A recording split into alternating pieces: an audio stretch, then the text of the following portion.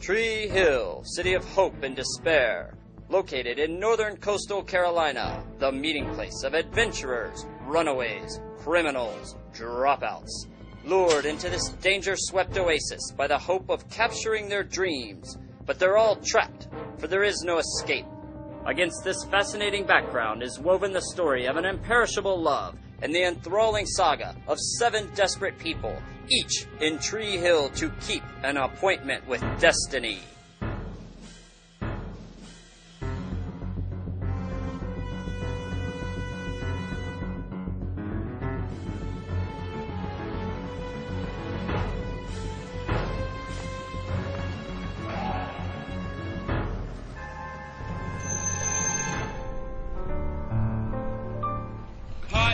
Check the gate. The 40s episode was like a full-scale overhaul of what the show is going to be in one episode. Come along.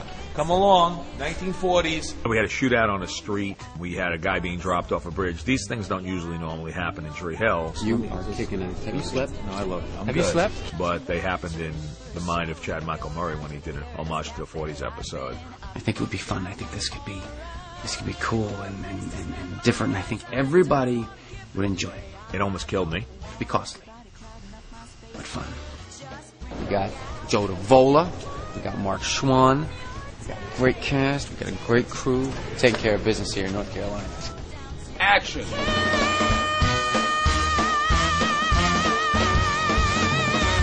All right.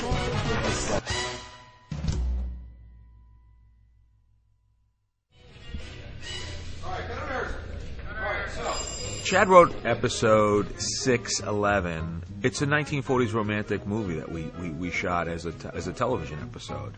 It's basically coming out of the head of Lucas Scott. It's a dream that he has, and it sort of touches on things that are going on in his life, and it sort of gestates into this episode that's shot in the 40s. I wanted to do something that was very different, something that would be fun for all the actors and all the crew and every department, really. Except for our director, who probably pulled his hair out. It was a stretch for everybody in the sense that we shoot a certain show the same way every week, and we sort of stepped out of our comfort box to do this episode, but I think everybody succeeded and did a great job. Chad writing a script was creatively invigorating for him, but it was also creatively invigorating for us as a writing staff, as producers. So it was very interesting to have Chad step into that process, and after 6 years, he was surprised about how we did certain things, and we were surprised at how he interpreted certain things we had done on the page. In order to make a 1940s episode, One Tree Hill, it's not easy.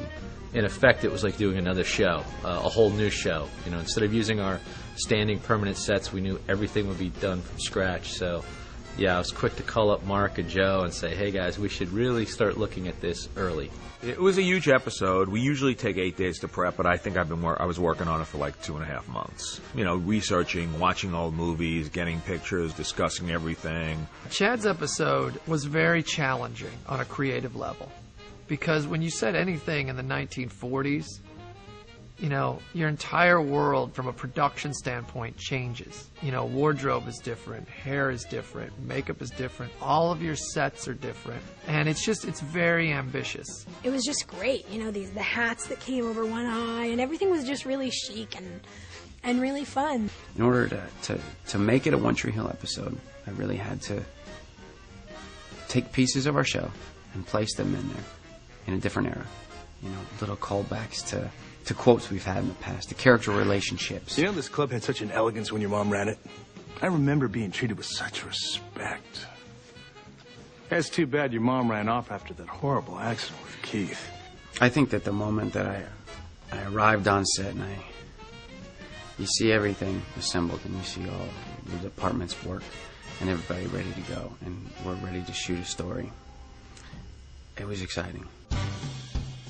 So I'd heard rumors about the set being built,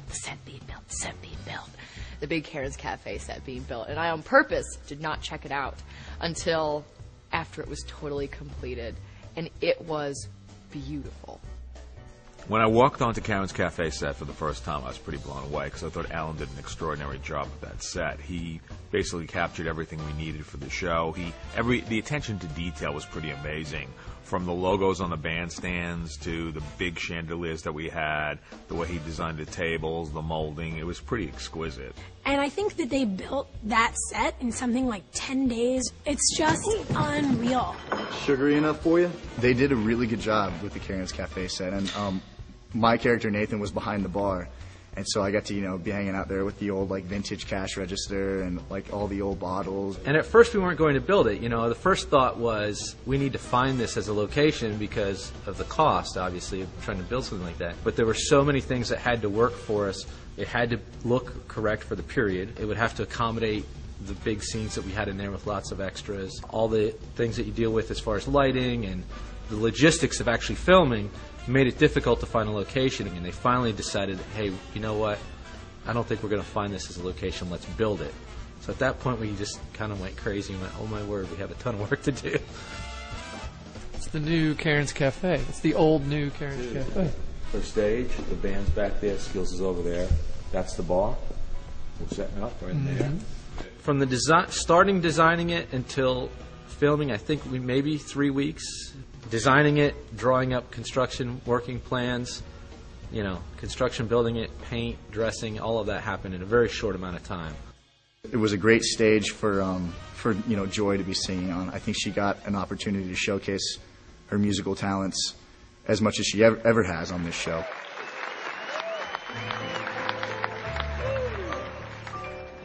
I know a little place in Caroline. It's open year round. The great thing about Joy, she has so much ability, and when she's passionate about something, it's just, you just stand back and watch. So we asked her to do the 40s episode, and the next day I had 3 songs MP3'd to me because she was so excited to do it. And she wrote the opening number that she did, which was originally called Hotel Cafe, and I asked her if she'd change the lyrics to Karen's Cafe, which she did, and she did an amazing performance job on that. But only after dark, so bring your gallon, bring your wine and wine from your day.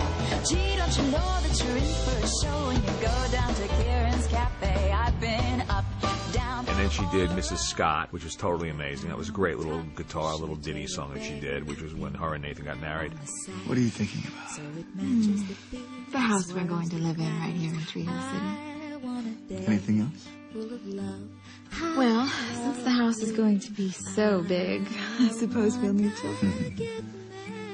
I love 1940s music, and I just had put effort into those before, and then the opportunity presented itself to use those on the show, switching around lyrics and things, and so suddenly I was able to, and it was really fun and exciting. When you asked me to step out with you tonight,